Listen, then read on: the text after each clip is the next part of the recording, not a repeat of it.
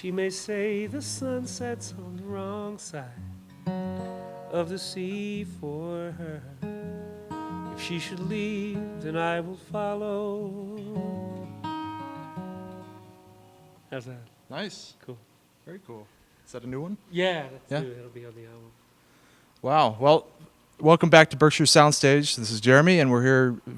My privilege to present one of the most talented songwriters, vocalists, overall entertainers, Mr. Vance Gilbert. Thanks for joining us today. Thanks for having me. It's fun. We're here at the Guthrie Center here in Great Barrington, a very famed place here. You are actually, your denomination is utilitarian, right? That's right. If I can't use it, it gets tossed away. Right. Unless I realize I can learn from it later, and that you never know. So you gotta kind of take in everything. Yeah. That's where I'm at now. All right, excellent. Well, I want to first start off by saying, I'm thinking about all your musical gifts, obvious musical gifts, but you really also have such a great gift for comedy. Yeah. Have you ever considered, a career like in stand-up? Was that ever going through your mind? Well, it's gone through my mind, but I mean, to be perfectly frank about it, I probably do better financially doing the folk music thing than most of the comics that I know that are where I'm at are really scuffling and struggling. So here's my opportunity to do some music and then do comedy when I want to. And I decided to put the guitar down in the middle of the set. So it's about the same. That's good. Well, we always look forward to sort of a mix of both when we come to see you here. And I want to maybe even go back and talk to you. How did you get into the music scene? And, tell us about how you got involved with music. Well, particularly with the acoustic guitar, I was going to school in Connecticut, in New London, Connecticut, at Connecticut College, and I was a biology major, and it was during the 70s, and everyone seemed to have an acoustic guitar, and I didn't want to be left out, so I started playing bass and guitar, and my upbringing was listening to a lot of R&B and Motown and pop music, so I didn't really know any folk music, but I translated what I could to the guitar, and the bastard equivalent of all that is kind of what I'm playing today, I guess. But yeah, that was sort of the seminal points for me. It was playing guitar in college. I started late. A lot of people pick up guitar when they're kids. And, I started when I was 17, 18 years old. So. What did you grow up listening to? Different influences. You mentioned Motown. Yeah, well, Motown and. There was quite a bit of R&B that my parents had spinning on their turntable, a lot of Dinah Washington and Dakota Staton and sort of the black pop music of the time. And my brother also was listening to a lot of Philadelphia-based pop R&B. And then once I developed my own land legs, as it were, when it came to listening to music, I listened to... I was buying 45s. I don't know how old you are. Oh, I remember those vaguely there. I think I rest my coffee on them now. I was getting 45s, and I was getting 45s of anything from Elton John and the Beatles to Ernie K. Doe and Dr. John and Procol Harum and all the hits that moved me. That's where I would spend my. What were they? $1.65 a piece or something like that. And yeah, it really is something, huh? And that became my collection. And later in my life, in fact, just a couple of years ago, I finally got all the 45s from my brother because he ended up with all of them. He's 10 years older, and so my collection had actually merged with his. And don't tell anybody, his wife's collection is in there too. So I've got this great panorama of the pop music of my time sitting right on the shelf at home. So you can even hear, you go back even further, I mean, obviously before your time, Billie Holiday, and I think it's wonderful that you allowed her to do a couple guest spots here on a couple of your albums. Well, the Billie Holiday thing, when I left Connecticut and came to Boston, I got heavily into jazz, and I became... I don't know, I guess you'd say a bit of a jazz snob. I was really, really into jazz. I didn't even know REM was famous until they broke up. That's how far removed I was from pop music through the 80s and part of the 90s. And I just just really devoured anything that had to do with the particularly the jazz vocal idiom. And Billie Holiday, you can't, you can't go through that without coming across her at least once, and so that really stuck.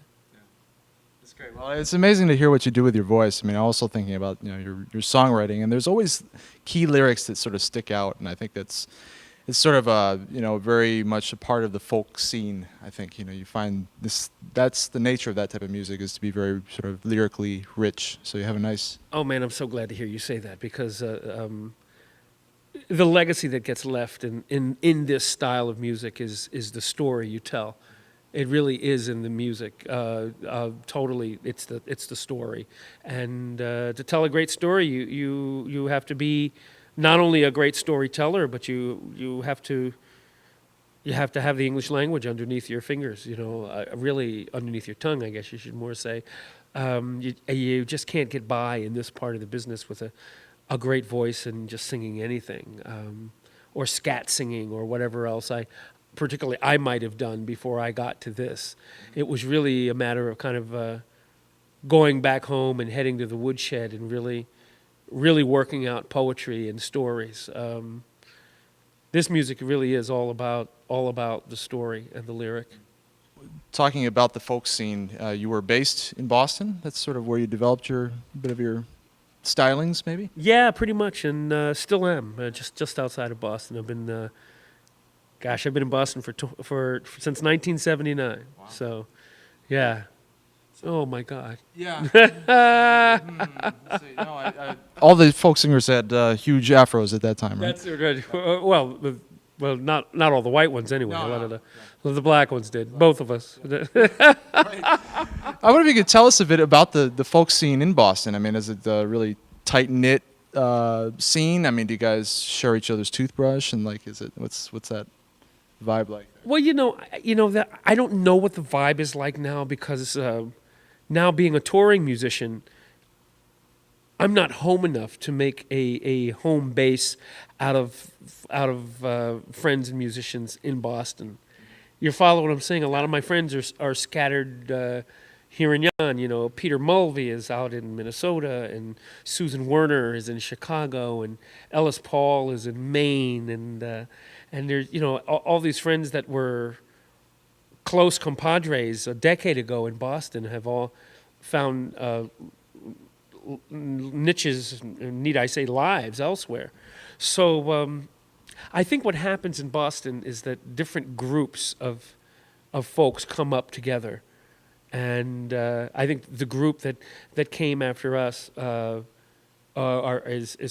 people like Chris Delmhorst and Laurie McKenna and Mark Orelli, and now they're a pretty close-knit, tight group, but now they're starting to scatter all over the place, and I'm really not sure who's coming up now that is as close as we were with our group.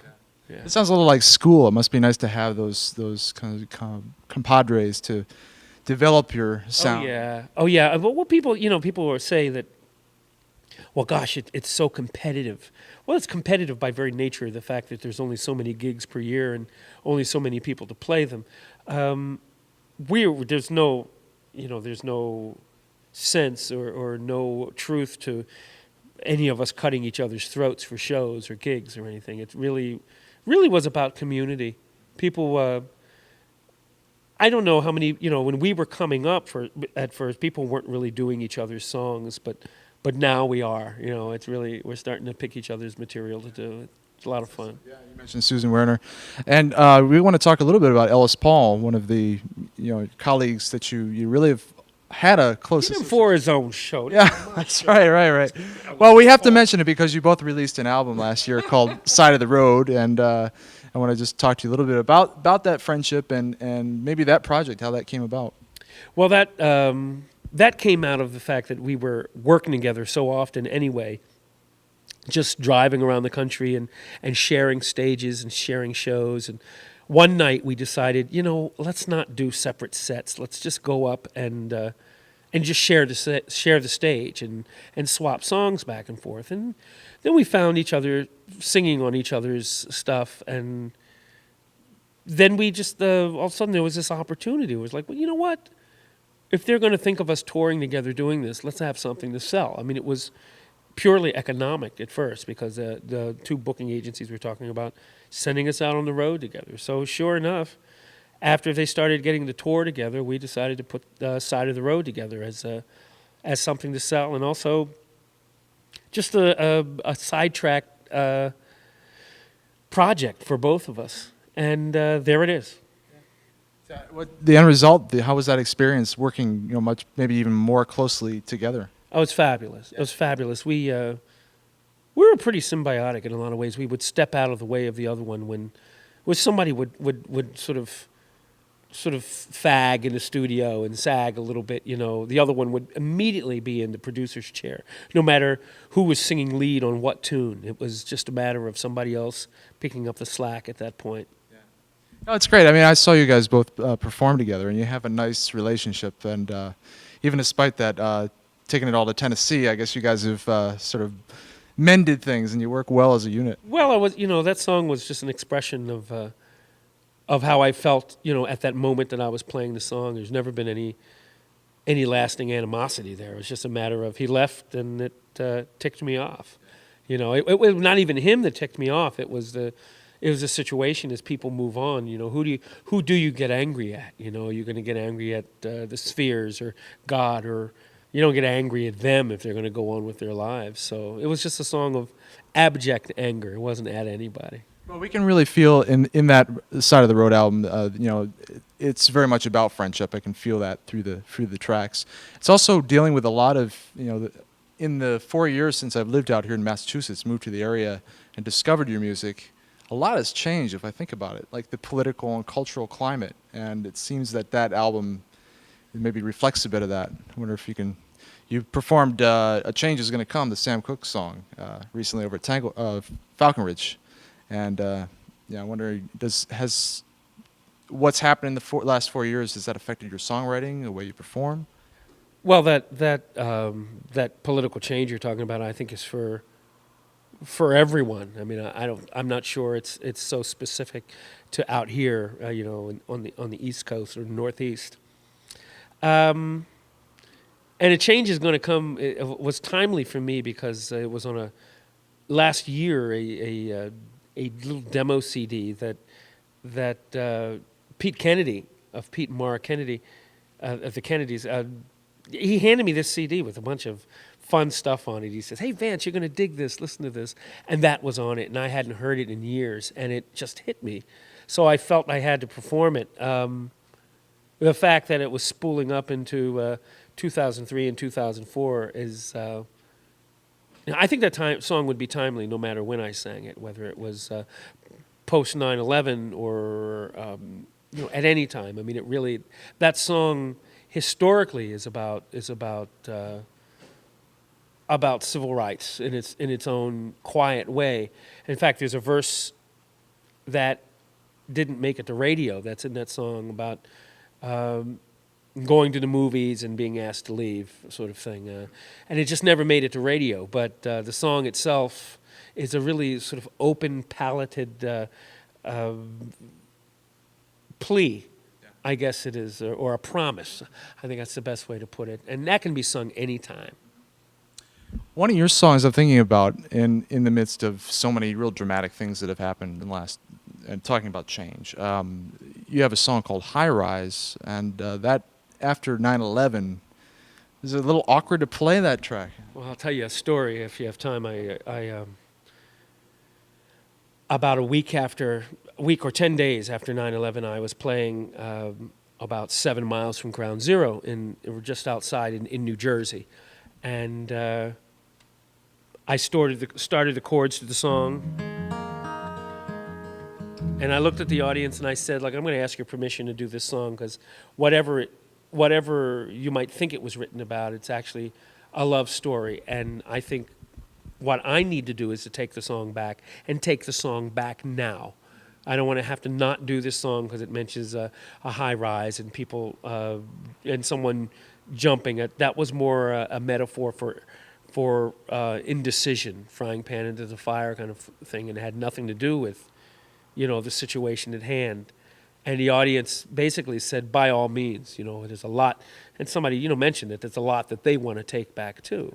And really, 10 days after that, I jumped into it. And after, a few people came up to me afterwards and said, what's that song about? What's that song about? And fine, if they're going to ask, and particularly if they have to ask, then, then folk music is doing its work in getting people to think a little bit about what. But no, that song was mine across the board long before somebody decided to take an airliner and turn it into a political weapon. So, well, we want to talk about your songwriting. Very much, you have lyrics that to me really stick out. And I think they can be. You have a very direct way of songwriting, and I think that they can be related to different events. This your last album, your 1 through 14, which I think is amazing, just in a variety of different styles. Thanks. On here you have from blues to jazz, country, old Motown. My favorite track, "Don't Leave a Trace," and I just wondered, you have this.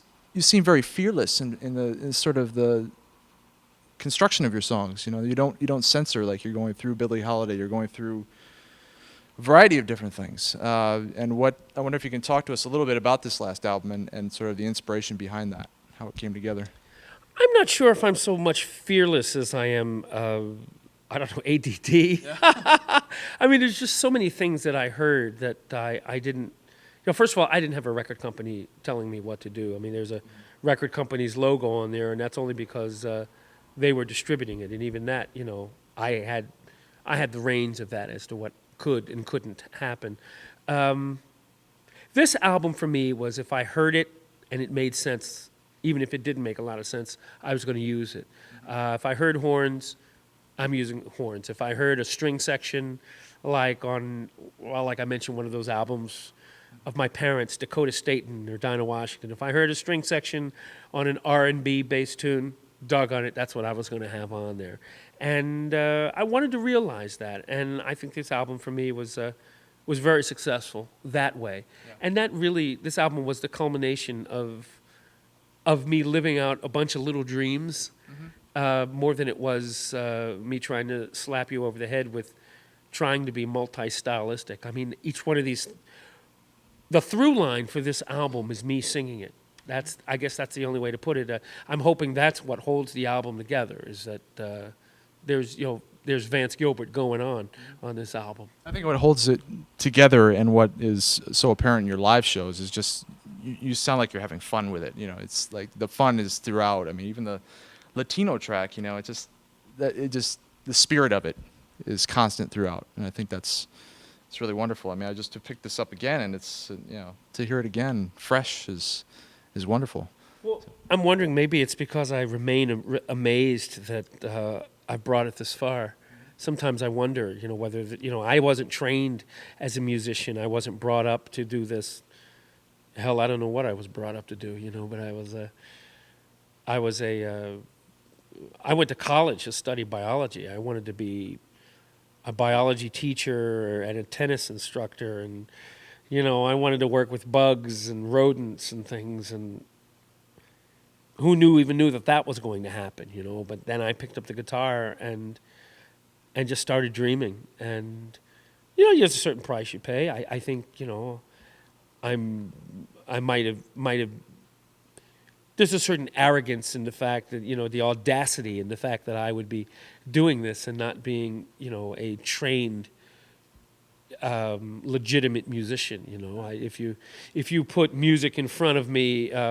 Four to a bar, I scuffle in reading it. I'm not as fluid a musician as my partner, my wife. She put piano music down in front of her and she's all set. And that's not the kind of musician I am. I mean, my theory's good and I could get through it, but I'm not a sight reader. So I guess what I'm saying is that how dare I?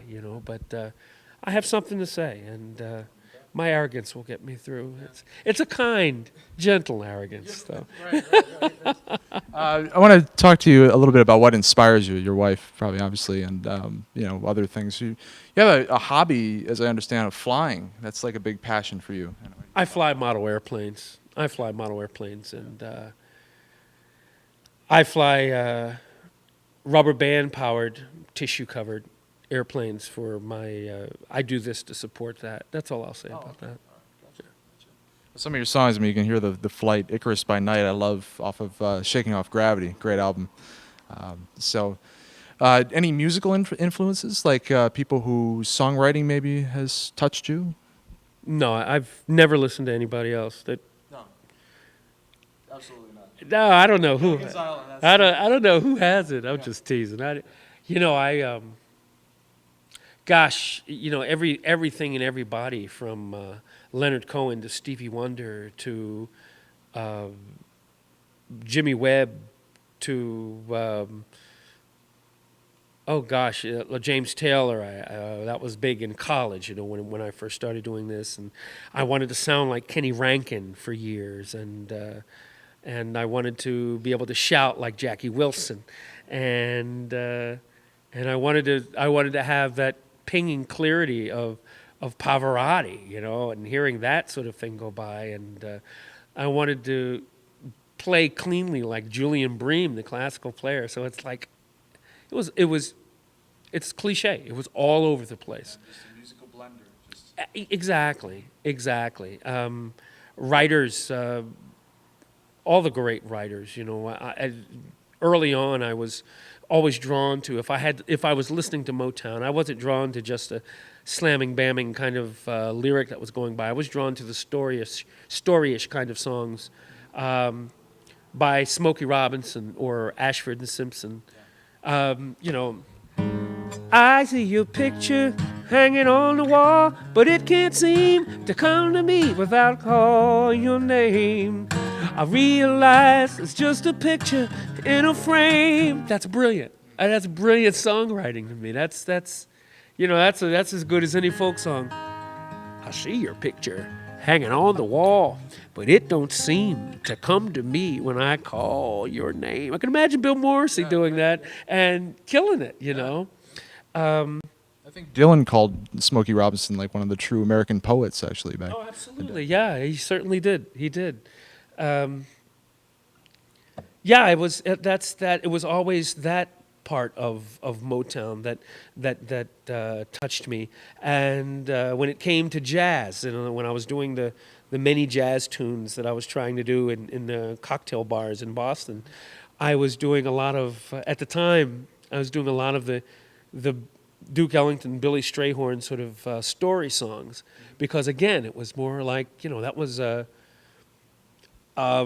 Lush Life and songs like that were sort of like the Alice's Restaurant of the jazz set.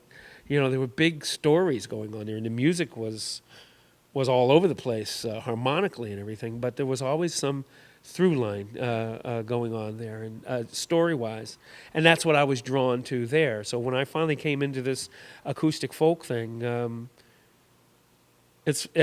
was always stories to tell. There were always stories to tell. It just took me a while to get the language down because I was still kind of locked into the whole rhythmic R&B based kind of thing. But now I'll let everything go except for if the lyric doesn't hold together, then it's not the song for me. I've become a snob that way. And it's just as well, because I feel like I can always find music, but it really is about the lyric. Well, we're here at the Guthrie Center. You covered Woody Guthrie song on Side of the Road, didn't you? Ellis and I did. That was actually it's a song that I think Slade Cleaves took Woody's lyrics and wrote the music to, and then Ellis and I did it. I won't be doing that tonight because that was one of Ellis's pieces that I basically just sang on. So. We got some surprises tonight with the show? Yeah, I think I'll be doing some more of the stuff that's going to be on the new album, which will be out somewhere in January or February. Album will be called Unfamiliar Moon. And I remember the song, playing the song a lot. Yeah, that's the flagship song for that. I promised myself that that's what I would call the album, and then I saw myself backing away from it. And I said, no, I think that's going to be a good name for this album. So that's on the horizon. Any other plans for Vance Gilbert coming up? You had a DVD planned too, released, don't you? It's been I've been waiting for that to be released for a year, so we don't have to talk about that. You're working on the extras right now, so yeah. Well, that's a good enough excuse. Yeah. Okay. Anything else? Personally, what's coming up? I'm on vacation for a week.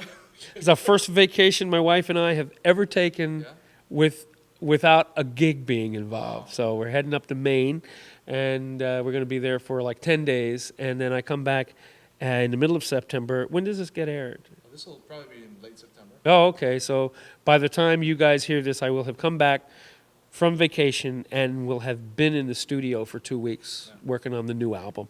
And that's plenty. Is it hard for you to take a vacation, to like leave your guitar alone? You find yourself, sort of... Well, the guitar has to come because I got to stay in some kind of facile hand shape here to be able to come into the studio and record an album. So I don't sound like I made hamburger out of my fingers, but to leave all the business behind, it's a 6 mile walk back into town from where we are, and I guarantee you that walk is going to involve me, my palm top, and a modem, so that I can get online and get my email and all. But I think I'll do that once when my wife isn't looking. But yeah, I'm going to have to touch base. Well, we look forward to the album and many more live shows. Look forward to tonight's show here at the Guthrie Center. Vance, thanks so much for joining us. Thank you so much, Jeremy. God bless. We'll check you out here on Berkshire Soundstage. I was so much younger then, and blinded by the beauty of the sun. It looked so lovely, I just had to touch it once, then tumbling down into the sea. Now I know